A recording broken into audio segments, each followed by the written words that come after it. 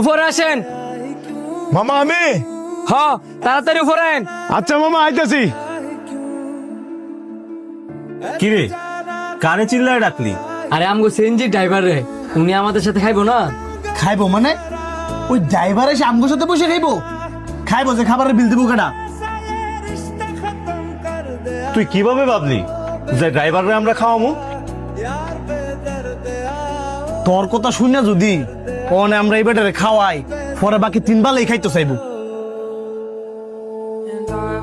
তুই ঠিকই কইছস, এক বেলায় যদি হয় 100 টাকা তাহলে 3 বেলা খাওয়াইতে লাগবো 300 টাকা, আর যদি এক বেলা হয় 200 টাকা কইরা তাহলে 3 বেলা খাওয়াইতে লাগবো 600 টাকা।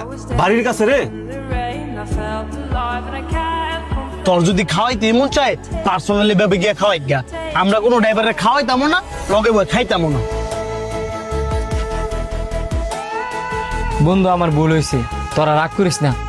এ ভাই খাবার দেন তো।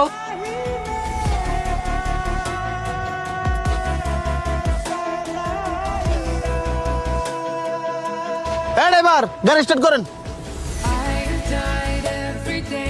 ভাই একটা মিনিট বন, আমি রুটিটা খাই যাইতেছি। এই মি আপনার খাওয়ানো লেখে বইয়া থাকবো নাকি? এমনি দেরি হয়ে গেছে, খাবার ফালায় তাড়াতাড়ি আয়েন।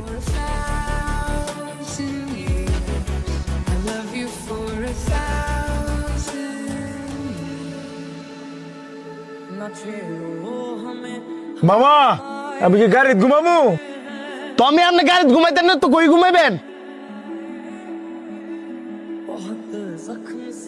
আমরা শিক্ষিত হয়েছি, কিন্তু মানুষ হইতাম পারছি না। কারি কি কইতাছস?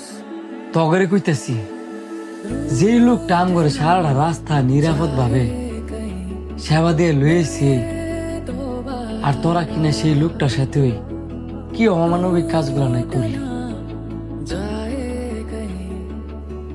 এন অমানবিক কাজের কি দেখলি? মানবিক কাজটাই বা কি করলি?